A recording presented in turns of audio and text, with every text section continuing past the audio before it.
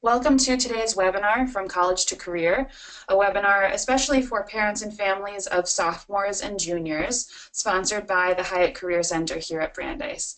My name is Alexandra Stevens, and I will be your moderator for today's discussion. We have a very busy hour, so please know that you can submit any questions through the GoToWebinar question box in your control panel there, and we'll get to as many as we can at the end of the presentation. We'll also be sharing some interactive poll questions. There'll be multiple choice polls that just pop up on your screen, so we hope that you'll participate in those as well. So without further ado, let's go ahead and get started. I want to introduce you to our presenter today, Andrea Dine, who is the Executive Director here at the Hiatt Career Center, and she's going to tell you all about the important steps that sophomores and juniors can be taking to take advantage of our resources and get in the best place for their career. So welcome, Andrea. Thank you, Alexandra, and welcome to all the parents who are joining us in this hour and those that do so in the recording.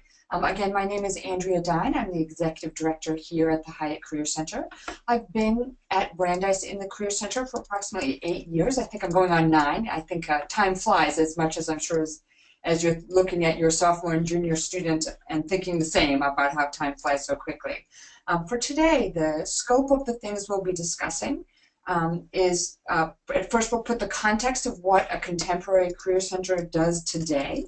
Then we're going to go specifically into the Hiatt's Career Center model and philosophy and how we work with students, both from a philosophical standpoint and sort of a practical on-the-ground standpoint of how we do the work that we do. We'll then be looking at what you can expect from second and third year students and potentially ways in which you can support your student.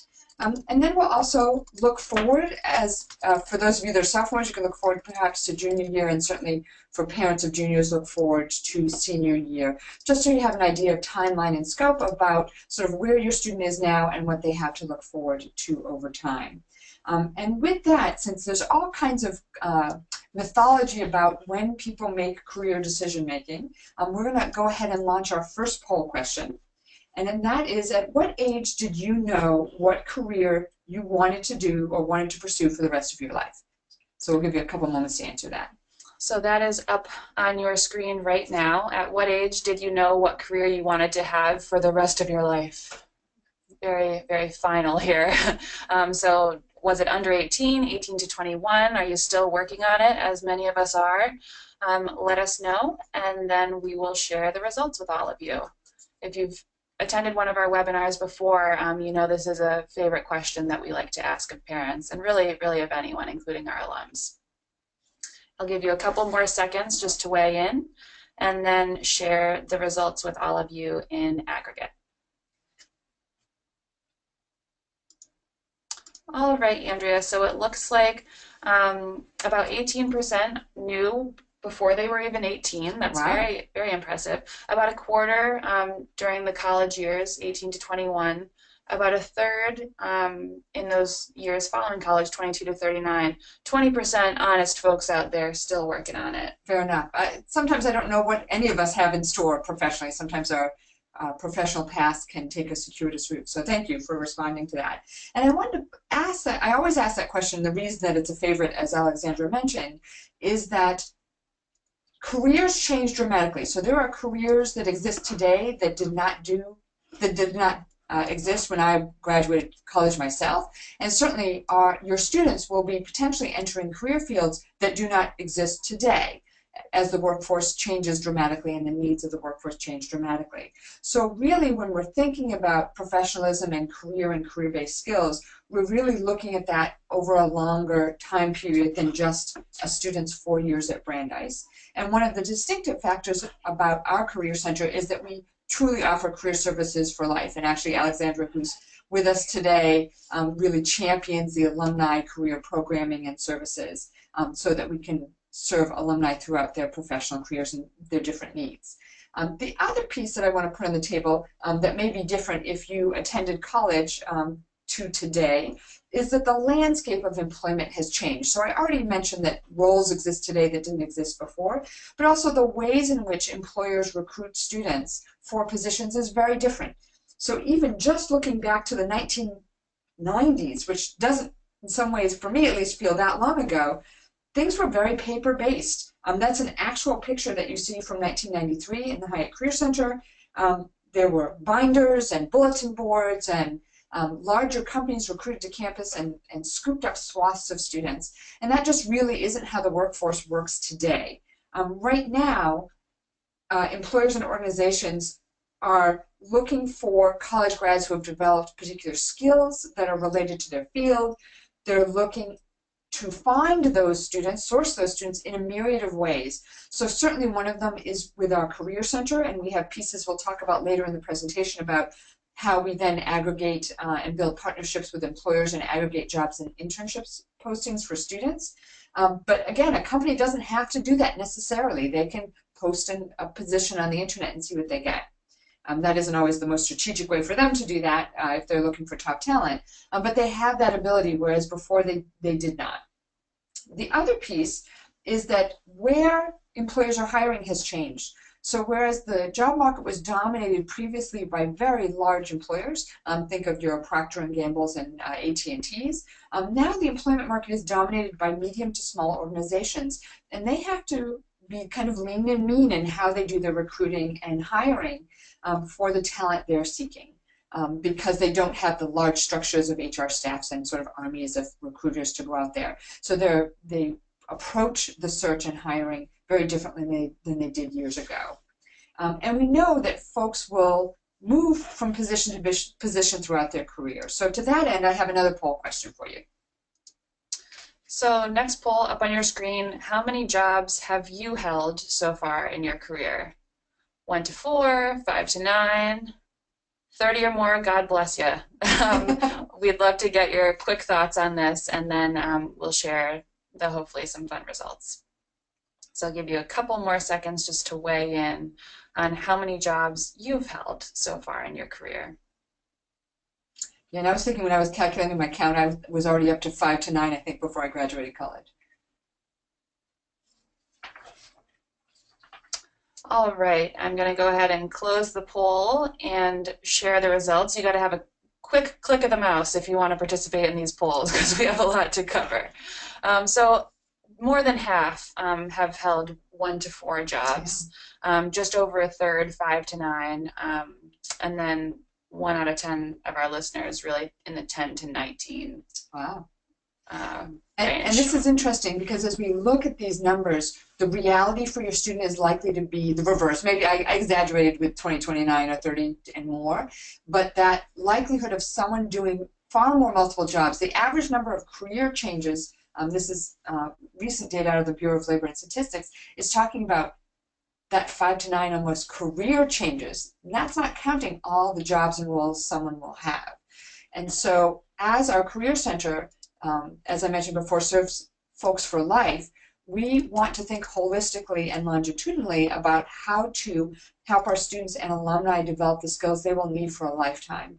Because if someone's actually being involved with 8 or 9 different careers in their lifetime, again, and jobs may double that if not more, it requires a flexibility and an approach that is different than a traditional approach that you may have experienced of your own career. So our model in itself, in general, is really designed to help students and alumni self-actualize, so know themselves well. Added to that is career education. So then how do you present that information professionally? How do you engage with others? And empowerment. As I mentioned before, most employers now are on the smaller side than what were traditional college hirers. And so that piece of flexibility and entrepreneurialism is very important if you're doing a current search. So in general, our scope is that we help Brandeisians identify who they are, what they want, and how to get there. And so that piece is complex for Brandeis students. As you know, I'm sure your talented student has done a variety of things. They may have diverse interests. They may have gotten involved with a variety of student organizations on campus. They may have difficulty choosing a major because there's so many things they're interested in. And then they've gone on and done interesting things, probably from high school and beyond. And so we really position our office in a place and using a philosophy that helps students take all those kind of interesting, unique attributes about themselves and their values, skills, and interests to really translate that and connect that to the world of work in a very concrete way. And we certainly don't do that alone. So we've built and are continuing to build a whole community to support students and alumni in this very process. And that could include you. It certainly includes employers, other career centers, consortia, etc., to help our students and alumni achieve their professional goals. But with that, as an end, I'm going to speak a little bit more specifically about how we do that very work. One of the earlier things that we do, and one of the foundational components that we do with students, is really try to enhance their self-awareness and identification of skills. And we do this in a couple different ways. Certainly we have assessments available, so for those students that are very concrete or writers that are interested in assessments, whether that's a Myers-Briggs, or we use Type Focus in this office that incorporates Myers-Briggs, Strong, and Campbell, for those of you that are assessment familiar. It really helps a student begin to articulate their values, skills, and interests, and start to map them. Then, with that being true about themselves, what are potentially good homes for them in the world of work? And that's an early piece that we do. The other piece we do is career field, industry, and role education. And with that, I've got a third poll question for you. So when you first started your career, how much did you know about it when you got started? Did you understand how your time would be spent and your trajectory? If so, that's excellent. Did you understand just the basics of your role, but the future was a little hazy? Or were you surprised by your tasks and not really sure of the future? If you could just weigh in on which you think describes you best. Yeah, and certainly college graduates fall along this. None of these things are necessarily exclusive. They're on a continuum, but it's not uncommon that graduates will fall somewhere on this continuum, and as they take different jobs, obviously that will change. But some folks have found themselves very surprised to be in the career path they're in today because it's not what they had expected when they first started. Okay, thank you for weighing in. So it looks like the majority of folks are in the middle. Yeah. Got the basics down, but the future was a little and that's very true. And we talked about before how often things potentially change and at what age folks make career decisions. So it's not uncommon when you graduate from college to be a little hazy, to be still searching and still learning who you are to move forward. One of the key components we do to address that early is career field, industry, and role education. Because we want students to have not a philosophical or hypothetical perspective on what a career does or what a role does, but we really want that to be concrete on the ground to really empower their better decision making. And I'll talk about specific programs in a moment, but those kinds of things we do could be networking with alumni, it could be shadowing or a site visit at a particular employer. It could be a day in the life that a student is doing an informational interview with an alum to learn more about how they spend their time in a typical day.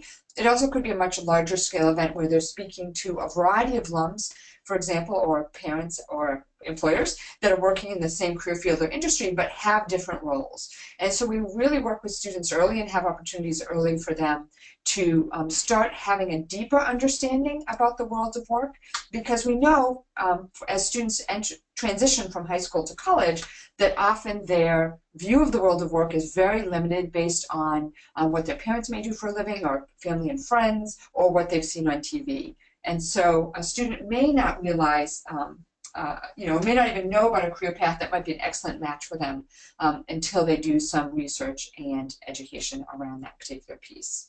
And with that, on the career research side, in addition to counseling and programming and resources, we have a lot of career resource tools, one of which is called Spotlight on Careers, that delves in sort of deeper information about specific career fields, the trajectory, what's the employability in that field, what's the income level typical for those roles. So a student, again, can be armed with the best information and most contemporary information possible as they start making decisions. And this can be, as they start exploring things, can be early as freshman year, though many students are overwhelmed with their transition to college to do that. It is particularly key in both sophomore and junior years to engage in this trio, the self-awareness, the career education, and career research piece, because the better able they are to both articulate their strengths as well as understand how they connect with the world of work, the more successful they will be in internship searches or role searches that then relate to future plans like graduate school or law school. The other key skill component set is professional communication. So we've created a family for those, but I often talk to students. It's very interesting. I'll use cover letter as a concrete example. Students spend a lot of time writing. So you and your student may feel that the student is a very strong writer, and I have students all the time saying, I'm a great writer. I write papers all the time. Why am I struggling with how to write a cover letter? And I often will respond, well, how many times in all the writing you've done, and they're usually research papers and projects for class, have you actually written about yourself in a persuasive, compelling way? And I think that students struggle with professional communication and cover letters in particular because this is not a habit for them. They're used to writing perhaps their opinion. They're used to writing a third-person research paper or a scientific lab report. They're not accustomed to speaking about themselves in a compelling way in a particular context. And so for students that struggle with professional communication, it is very much practice, practice, practice. And so we work with students both one-on-one and in small groups and in person and at events to practice these very skills. Their professional etiquette of responding, saying thank you and being thankful for people's support, for dressing appropriately, for presenting themselves well, and that's both in person and in writing. Obviously that also gets spelled out for interviewing and offer negotiation as well. So we have programming and staff on hand to support them through that whole process.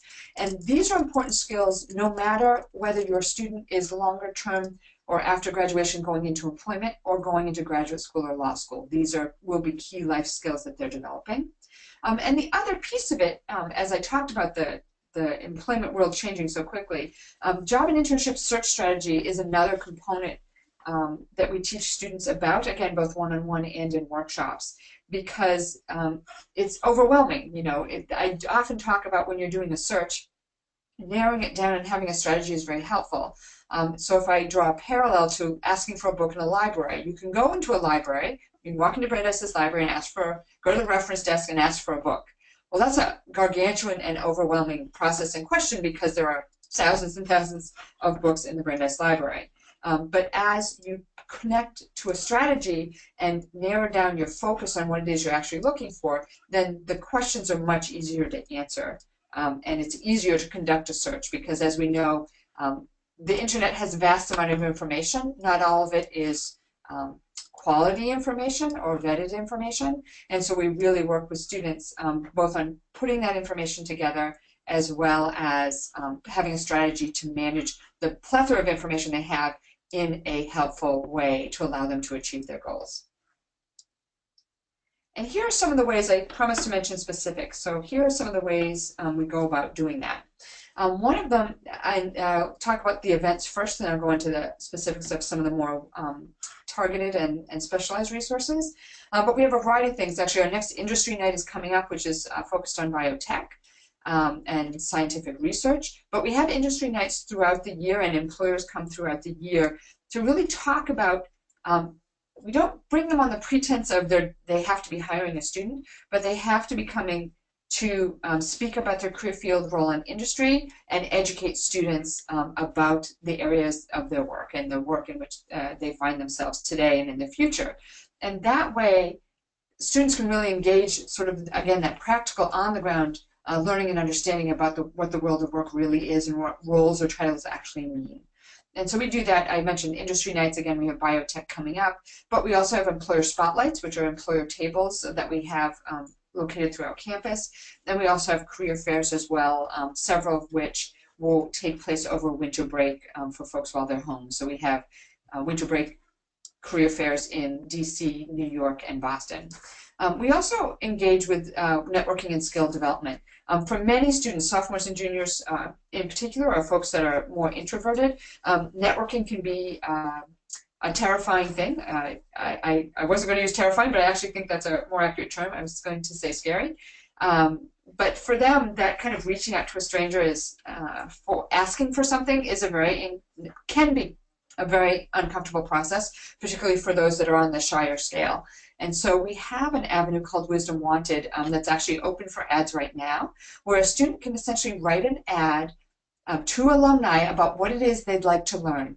And that can be in broad as vague as, I'm thinking about these two areas of study and I'm not sure what I would go on to do. It could be as specific as, I'm interested in being a civil rights attorney, whatever, again, no matter how broad or specific. We work with a student to craft an ad for an alumni audience so that the alumni can then respond directly to the student with answers to their desired wisdom. We also have alumni and employer office hours. And with that, on Tuesdays, we have several upcoming Tuesdays that have practice mock interviews with alumni and parents as well. So students can sign up for those. They can sign up to speak with someone one-on-one for an informational interview where they're kind of interviewing them about what they do. They can come in for a practice interview. They can talk to companies about what it is they do. We also offer networking events in various cities. Again, over winter break, we pair the career fairs I mentioned with networking events in New York and DC. And we have a plethora of workshops on each of these skill development areas for students that are scheduled throughout the year. Our calendar is always visible to students through our Career Center platform, which is called Be Hired, powered by Handshake. Andrea, one thing I want to add, we just got a question, which is a great one, from a parent saying, my sophomores don't tell me that they're going to your office, and probably they're not, but they do need summer internships and other assistance. How can parents get their students to contact us and then have meaningful status updates? So you talked about, that's two very complicated questions. Yes, so you talked about, the events we offer and things like that. I think there are some other lower barriers to entry for folks. So our website is a great place for any student to start looking into things. We have all of our job search resources, sample resumes, things like that. But we also do one-on-one appointments with our career counselors. They are up to an hour long, which is really great and a nice introduction to what our office can offer. And additionally, we have peer career counselors, so students that have been trained on many of the most frequently asked career questions like resume reviews, cover letter reviews, networking type questions that see students on a drop-in, first-come, first-served basis. So if your student's never been to our office, a nice place to start is often drop-ins where they can meet with a peer, get their legs under them a bit. Before going into a meatier career counseling appointment. Yeah, absolutely. And I don't know that there's a perfect way. We work very hard, as you might imagine, when you're thinking about your future, and I say that with all capital letters, it's very stressful for students. They're looking at their next paper, their next exam, that feels comfortable. Well, it could be stressful, but still more comfortable because it's something that's very familiar. For them to think about life after college is a very new experience for them. That path through high school was, okay, you're going to go through high school and then you're going to go to college. The path for them after graduation is not so clear, so it is very stressful for them to consider. So we work incredibly hard to make our office approachable. So in addition to the things that Alexandra mentioned, we also go on the road. So we actually have staff in different places, populated places around campus, including the library and the athletic center, to do sort of introductory conversations with students throughout campus. So they don't so they don't always have to come to us. We are happy to come to them. To engage in early conversations. Part of our campaign about our office is an interesting mix, though of course we want to be professional and be perceived as such. We also want to be friendly and approachable. And so we have all kinds of initiatives, including Hiatt Live, which is a video Facebook Live series on our Facebook page to show more of our humor side, our creative side, to show students that we are a very open and approachable office. But to recognize that, your children might be nervous about coming into the Career Center. As Alexandra said, sometimes talking to a peer first might be a good entree for them. Certainly, you're suggesting that they ask a specific question. Sometimes it's less daunting to come into the Career Center for a specific question than it is like, hi, I don't know anything, though we love the hi, I don't know anything questions. Sometimes saying, oh, you know, you mentioned that you were thinking about doing an internship for the summer. Maybe you should go into a drop-in at Hiatt to see what internship resources are available to you. Sometimes a concrete reason or a very specific reason is less disconcerting for a student to come in to ask a specific question. Another piece, I don't know if I have an ideal answer for how to get them to talk to you more.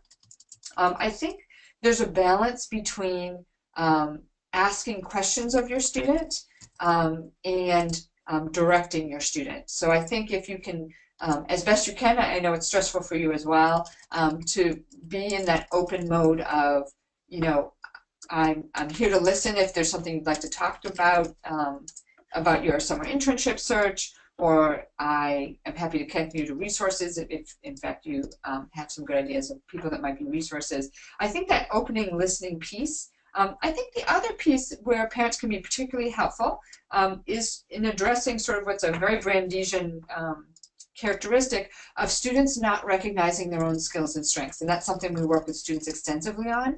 But you're the parent. You know some of the things they're great at that they may or may not recognize. And so that's something you can do that's incredibly helpful for your student.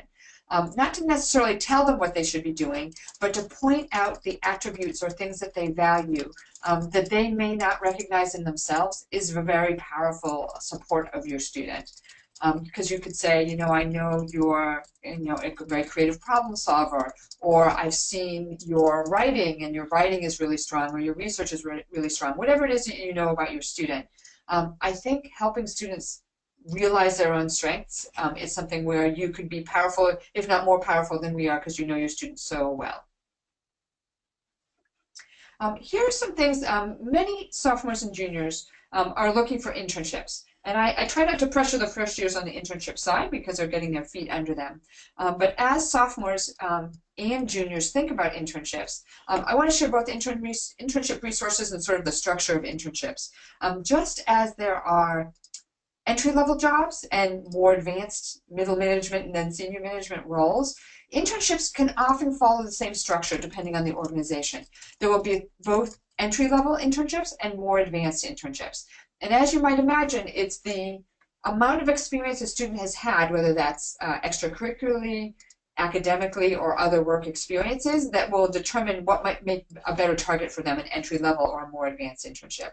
So for sophomores embarking on their first internship, they're probably looking at entry-level internships. For those that have had a great deal of work experience, or those juniors that have had internships sophomore year, they're looking at more advanced internships. But often students will get frustrated because they're doing applying for their very first internship, but they're applying to advanced internships and not seeing a lot of success.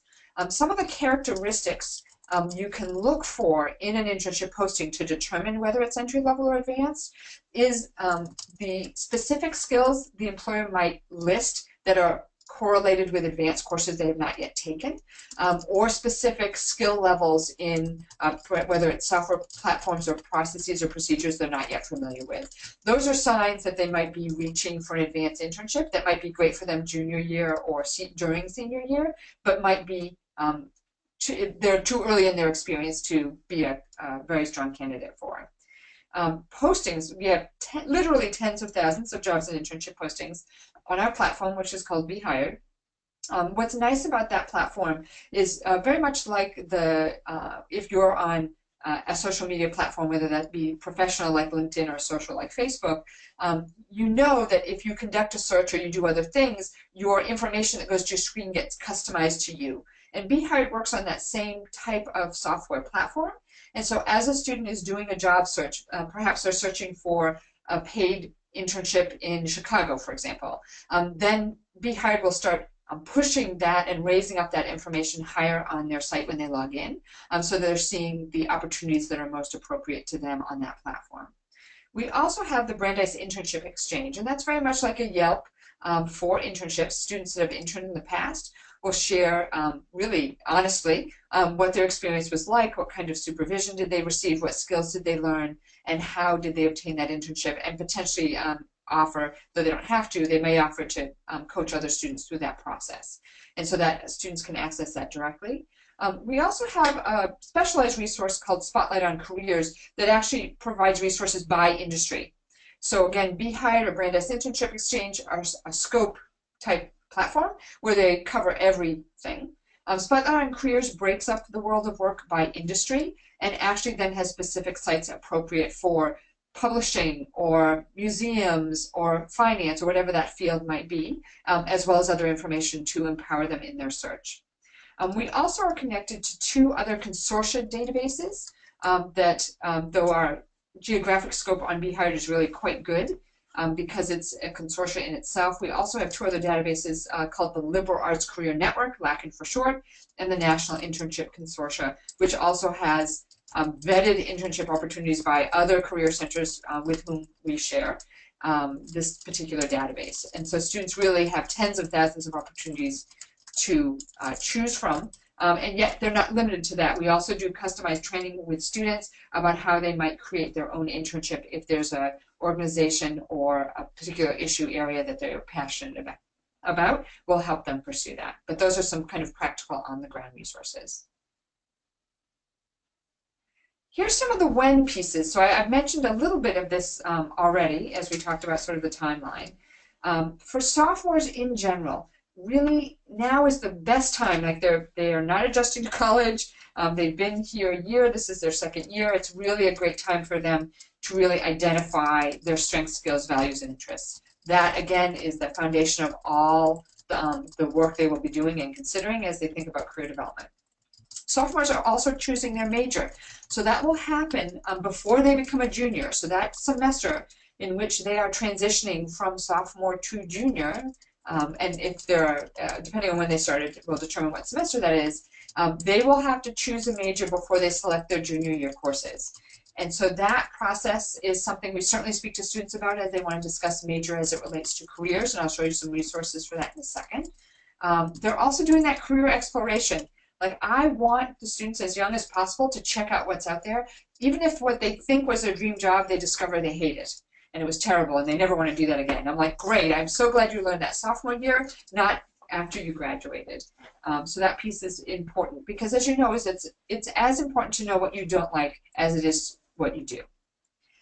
Also a great time to begin that networking process. As I discussed before, there's a lot of fear factor in this area. Our hope is to sort of desensitize students about being concerned about this, so they're really engaging in network from sophomore year. And again, summer internships, entry level, if they've not done one before, is particularly appropriate for sophomore year. For those folks that are juniors, now is a great time for grad school exploration. We have on our staff a career counselor who is specifically focused on law school and graduate school advising. And so if your student is thinking about it, they could certainly identify before junior year, but if they're looking to attend law school, for example, Lauren Dropkin is our law school and grad school advisor. She's a perfect person to meet with. She generally does half-hour appointment structure for younger students that are just thinking about law, and then she has more robust hour-long appointments for those that have decided to pursue law school and are in their process of applying. But that piece, again, certainly junior year, because they will be applying senior year, you apply to grad school a year before attending. If students are thinking about that junior year, that's a very appropriate time to be thinking about that, if not sooner. It's also that time to build professional skills. Another resource we have available on campus is called Lynda, L-Y-N-D-A, lynda.com. And students can look to the career fields that are of interest to them and build their skills in an online training session using lynda.com. It's a fantastic tool that both our students and alumni use. Advanced internships are often also brought into the office through campus recruiting. And so companies will post internships and interview students either on or off campus through that process. But those are organizations and companies that are looking specifically to hire Brandeis. Those are all available in our Be Hired platform I mentioned earlier. The other thing that's worth juniors thinking about is to think about fellowships. Whether it's the Rhodes Scholar or a Watson, there are many fellowships out there, and there is a separate office. The fellowships office exists to support them through their pursuit of fellowships. Many of fellowships have a year-long application process. And so if you're able to identify junior year that you might be interested, for example, of being a Rhodes Scholar, then you'll be in much better footing to get your application materials for the Rhodes in your senior year because you've already developed them in the summer between junior and senior year. The other piece that I want to mention about sophomores is sophomore year, things are often done a year ahead of time. So junior year is a very common year that someone will study abroad. And sophomore year is often when a student will self-identify that they are interested in study abroad. So they get all the right resources, academic and professional resources they will need to study abroad. Again, we have a specialized study abroad office for that process that can advise them on both the academic and if there are internship opportunities available around the world through study abroad. That being said, looking ahead for senior year, we have, of course, the full-time job search or graduate school plan for applying. Again, you apply to grad school a year out, so seniors right now are actually submitting applications to grad school for May of 2017. And also students, of course, putting together their application materials for full-time opportunities. To give you an idea of sort of what happens after people graduate, I'll give you a link. I'm not going to spend a lot of time. I understand from Alexander we've got a lot of questions. To give you a general snapshot, and this was a pretty typical year. This was a class of 2015. About 2/3 go on to full-time employment immediately after graduation. Of course, many of those folks will go to graduate school later.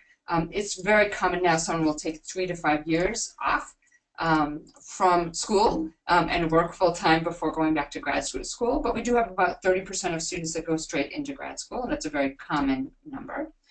We have 3% of folks that are traveling or doing a volunteer program or in a fellowship. The piece I want to direct you to for more information about what majors go into what industries and what industries accept what majors is to look at our interactive destination data that we have on a blog. So it's called Hiatt Reports.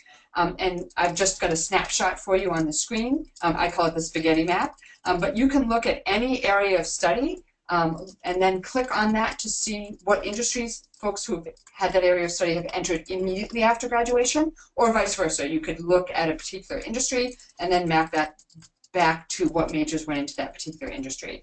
We have far more information than this. That happens to be the jobs snapshot. You can also see what graduate school people go to, what areas of study. You could look at all the law schools people enter or the medical schools. All of that information is available on that site. And that's at blogs.brandeis.edu/Hiatt Reports. So we also, we're about to get to all of your questions, so thank you. Keep them coming. We'll get to as many as possible. But I also want to let you know that beyond sharing these resources with your students and having open conversations with them about what they're doing in their career and how they can connect with our office based on what you learned today, we also offer a number of opportunities for parents to get involved as partners with our office.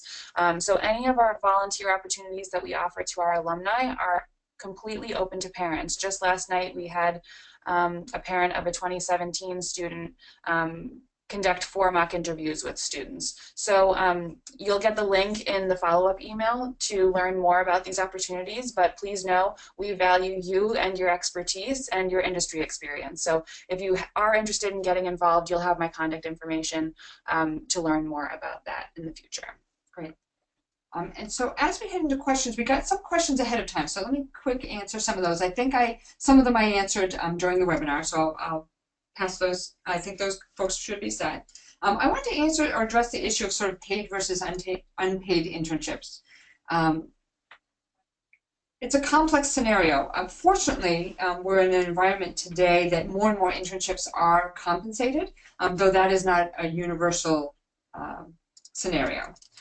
There have been recent court cases through which interns have sued their employers for violating the guidelines for the Department of Labor about what allows a company to offer an unpaid internship. And the Department of Justice and the Department of Labor have really cracked down on employers essentially getting free employment, hiring folks as quote-unquote interns that are really either taking the place of full-time roles or doing required substantive work for the employer that needs to get done whether they had an intern or not. So the key element, there's a 5-point test, which another time I'm happy to go in greater detail in. But this 5-point test employers can use to see whether they're even allowed to offer an unpaid internship. So fortunately, most employers, fortunately for our students fiscally, most employers do not pass that test. And so more and more internships are paid. So regardless of where you're looking for an internship, it is more likely today than it was even 3 years ago that an internship will be paid. That being said, there are families of internships that are unpaid.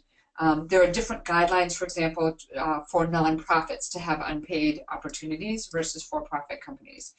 So depending on what career field your student is pursuing, there will be a different pie chart, if you will, of how many of those internships are paid versus unpaid. That being said, Brandeis has a variety of resources for internship funding if a student has an unpaid internship. The largest of which our office administers, called the WOW, or the World of Work Fellowship. So for that program, a student applies in to become a WOW Fellow. And there's give or take 50 to 60 fellows each year, and they receive funding from Brandeis as they pursue an unpaid internship. There are other programs as well. There's a full list of Brandeis-based funding on our website, as well as links to external funding as well for unpaid internships. So there are some other resources if your student finds themselves either their dream internship is unpaid or they're looking at a field where unpaid internships are more common. Okay, great. Thank you. So we have lots of questions about internships. So we're just going to keep it going. Let's go. So the first is about getting an internship when your major is a little off the mainstream. We love a little off the mainstream at Brandeis. All of our majors. Particularly, I think this speaks to liberal arts majors in general. But this listener's student particularly is an East Asian Studies major, but he doesn't know what resources to use to practically connect his major with getting experience. Yeah, absolutely. And so I'll harken back to some of the earlier things that I talked about. The key translator for employers, in some ways the question speaks to students speak a different language in academia than they do with employers. And East Asian Studies is a fantastic major. And it's a very kind of robust work that they do in that major. The piece that we work with students on is translating their skills. And so we have a page specifically for East Asian Studies where your student can go and look at the skills they've developed as a result of the coursework in East Asian Studies. And then we have a map of like what types of employers desire those skills.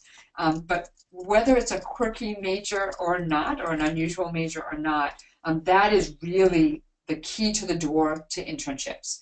So I would imagine as an East Asian Studies major, cross-cultural communication, international understanding, research skills, writing skills, analysis, as just a few off the top of my head are skills he's developing as a result of his major.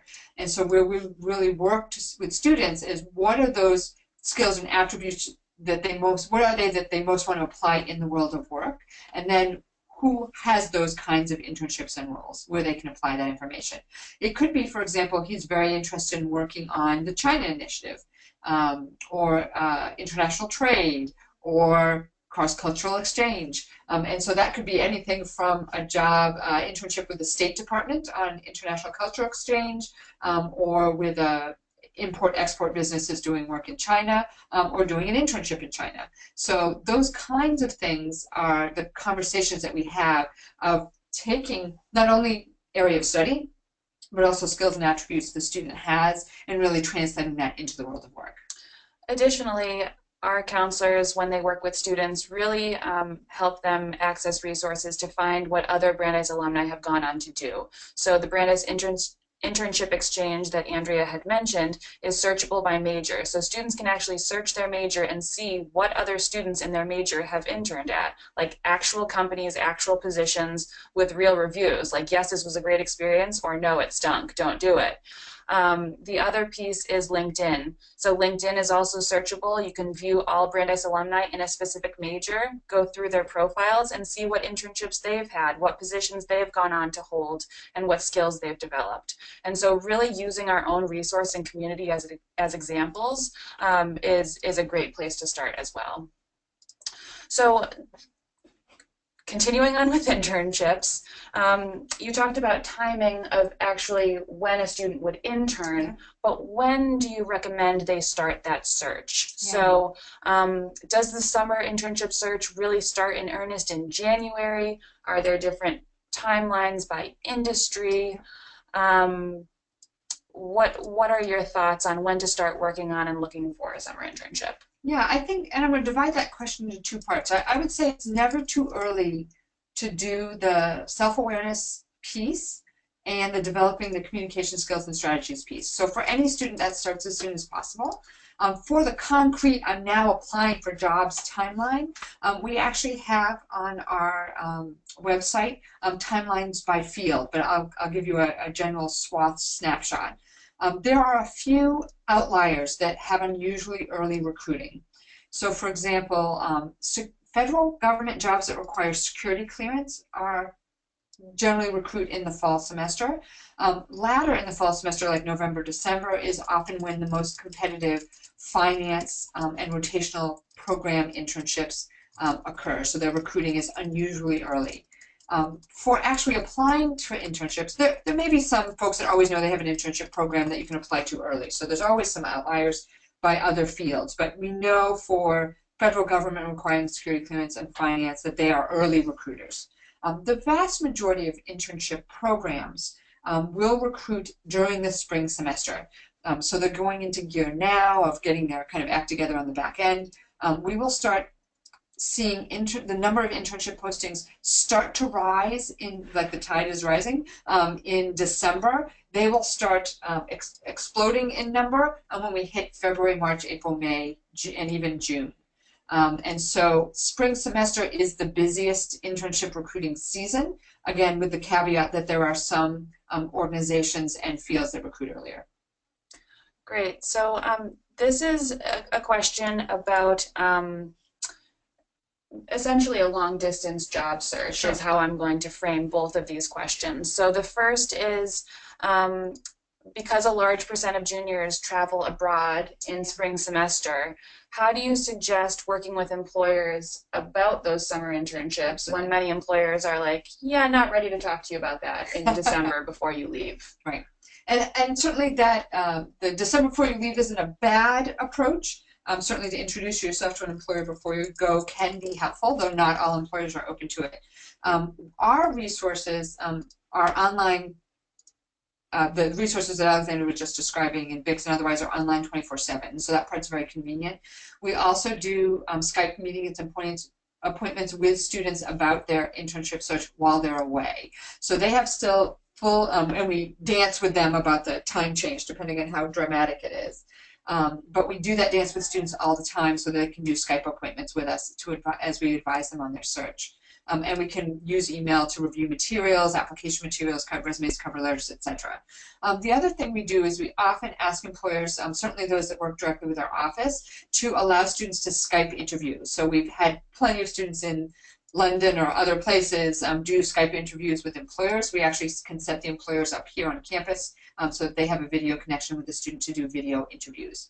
Of course, it is the employer's decision whether they are open to that avenue or not.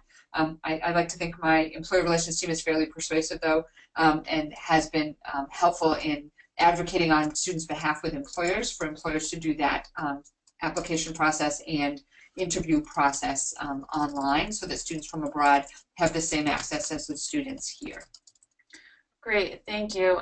This is another question about pursuing internships in another area. So do we have any plans to do networking or career fairs on the West Coast?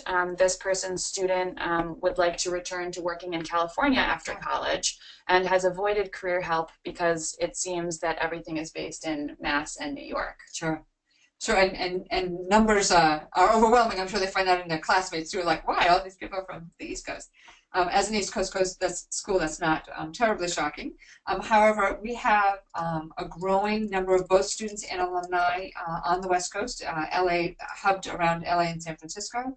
And they also, those cities also have active alumni groups. And so often when we're connecting students on the West Coast, person to person, we're connecting them with our Californian alumni. so they can have those direct networking connections. One of the lovely things about both being now on the Handshake platform that I mentioned and the Liberal Arts Career Network platform is that member schools on those platforms are in California. So in ways in which have just exploded in opportunity and number, the types of and diversity of opportunities we're receiving directly on the Be Hired platform and the Lacken platform from California is really astronomical. So actually our most recent consortium conference was in California. So we've increased to answer that very question and have more opportunities for California and other West Coast students directly through our office. We made the decision to shift to the Handshake platform for Be Hired, as well as connect with Lacken and other resources. Right now, for networking pieces, we're really hoping, and we're always continuing to build our alumni and event networks on the West Coast, so that the things we are able to offer are as robust as they are on the West Coast, but we're still in development in those areas. Our students' interest areas are so diverse, it can become, with a limited number of alumni, more difficult to bring people that are in the same interests or the same fields together in one place at the same time. That is something we are absolutely aware of and working on. Yeah, I think just to add to that, if a student comes in and works directly with a counselor, they can help your student identify geographic specific job search resources to use that are going to get at the positions that they want in the geography that they're interested in. So obviously, with the tight recruiting budgets that Andrea spoke about that employers have these days, we're not getting employers coming from across the country to come and recruit on campus. So it will tend to be local companies on campus. But that's not to say that we don't have many opportunities to connect online and through Skype with folks in other geographic areas. So other question about internships here. Do students do internships during the school year? And if so, how many hours can they typically handle? Yeah. This one definitely varies by student, depending on all of the different extracurriculars and volunteer positions and on-campus job opportunities as well. But certainly students do intern during the year. Yeah, and I would say certainly a majority of students do internships over the summer. We certainly have students that are engaging in either fall semester, spring semester, or full year internships locally. And locally can mean here in Waltham or commute into Boston. So fortunately we have the commuter rail Brandeis stop is just down the hill in walking distance. And we do have students that regularly commute into Boston for internships as well. They are as diverse as you might imagine with the employer base that we have here in Boston. Yeah, one of our parents is actually just typing into me now that his daughter is currently interviewing while taking classes and interns about 4 hours a week, and it's a remote internship, so she can do it from the comfort of her residence hall. So that's an option too for more flexible work environments. So question here in regards to internships and international students. Absolutely. So are there any additional formalities that international students have to comply with when thinking about internships? Absolutely. And actually we have a staff member, we have a staff career counselor specifically working and doing educational programming for international students to help them navigate this process.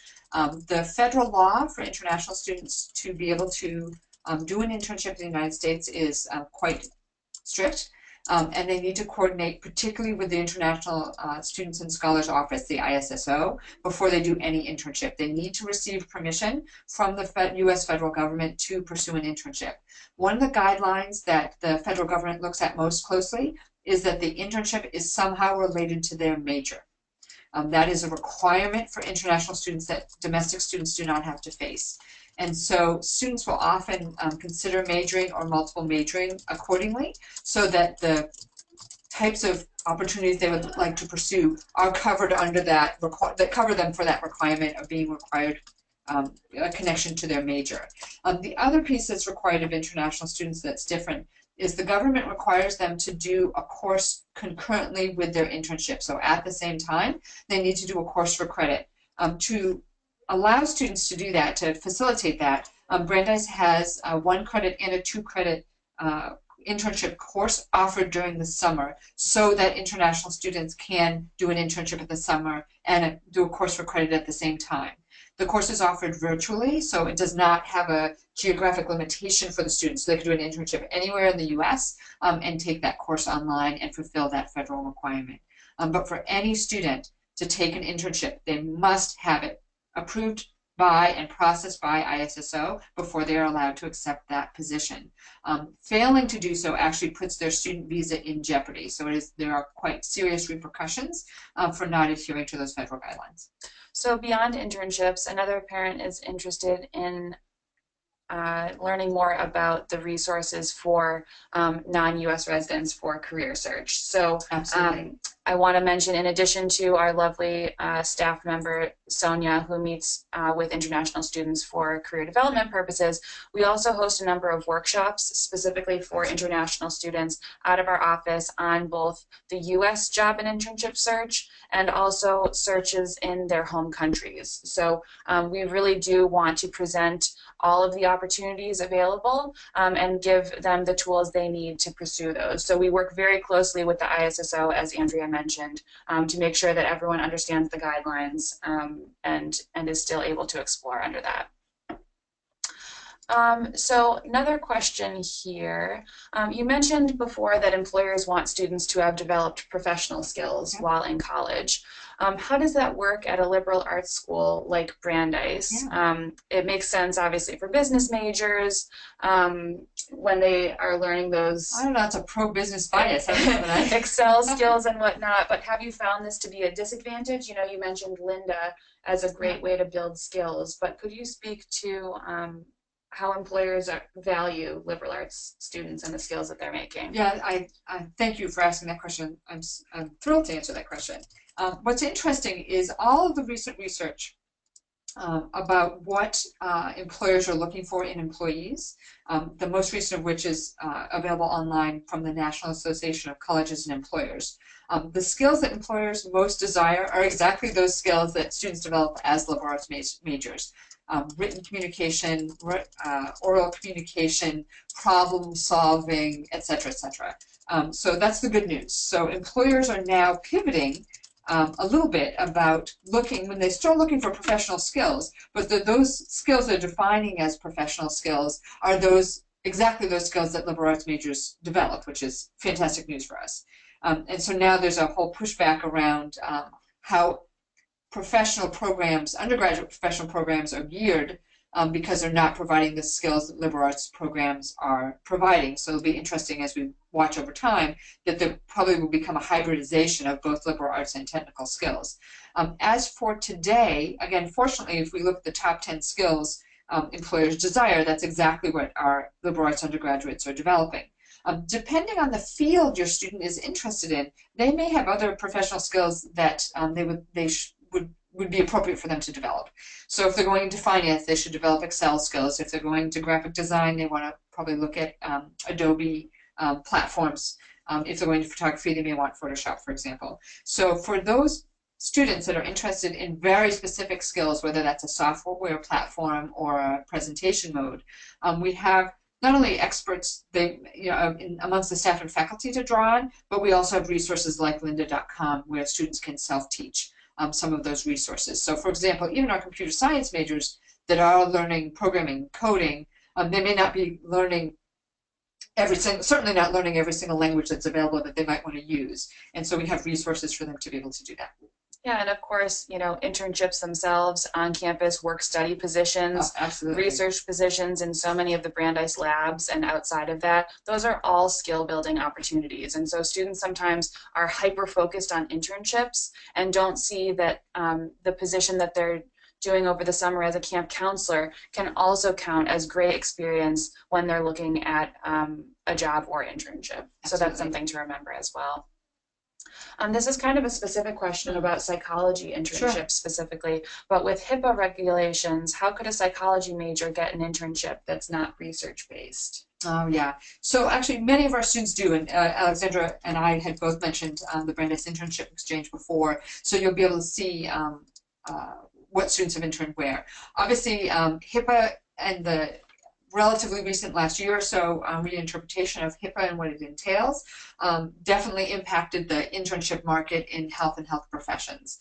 That being said, many organizations now are creating their own HIPAA training for interns.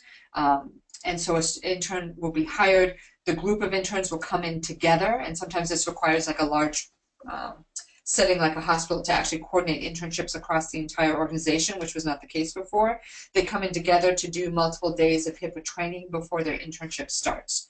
That is not uncommon for undergraduates, and that's really at any institution as it relates to HIPAA guidelines. And for those of you unfamiliar with HIPAA, HIPAA are the security and confidentiality of data federal guidelines that all those that have access to patients must adhere to. Thank you, Andrea. So we are at 1 o'clock. We have one more quick question. I think this is an important one to take just to clarify.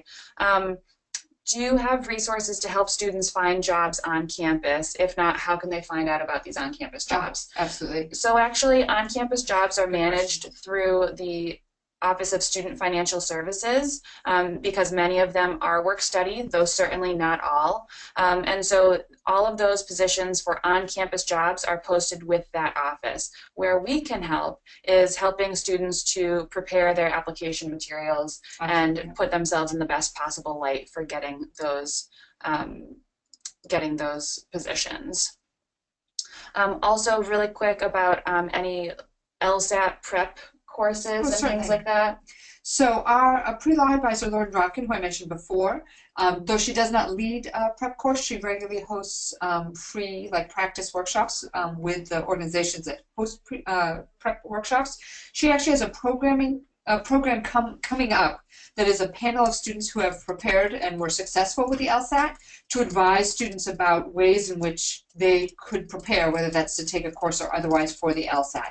So that's an upcoming workshop that I'd recommend any student considering taking the LSATs to attend, because they'll get real-time information about the inside scoop on the different prep opportunities available. We also have extensive resources in our office, including practice tests and other prep books for the LSATs. So though Brandeis doesn't offer its own course as a Brandeis course, many organizations host test prep courses on campus. Great. Thank you so much, Andrea. So we are past time. We could just talk about this all day. In fact, we do. That is our job, after all. But thank you so much for spending the last 62 minutes with us. We really appreciate it. You're clearly so invested in your students' career development and in their experience at Brandeis. So that is exactly what we want to hear and see. Parents being wonderful partners for our office in helping your students. So if you could take a moment when you log off today to fill out our satisfaction survey, let us know how we did. We would appreciate it. We do offer these webinars every year, and we tweak them each year based on your comments. So next year you might be listening to the one for seniors, and we hope to address exactly what you want us to address in that. I also want to let you know that we host a monthly alumni career webinar series that is open to you as members of the Brandeis family. So this coming up month, in just 2 weeks, we have one on strategies for career change. So if any of you are planning for a career change yourselves, feel free to listen in on that webinar. It features expert parent and alumni presenters. And here's our contact information. Please feel free to browse the Hiatt website at brandeis.edu/Hiatt to see some of the resources that your students have access to. We're in the process of getting completely new templates that will make this information even easier to digest, but please feel free to browse and to send these links to our website, but also to this presentation if you so choose to your students. You all will be getting a link to the recording and the slides later on this afternoon. So again, thank you so much, Andrea, for spending the time. Thank you to all of you, and have a great rest of your day.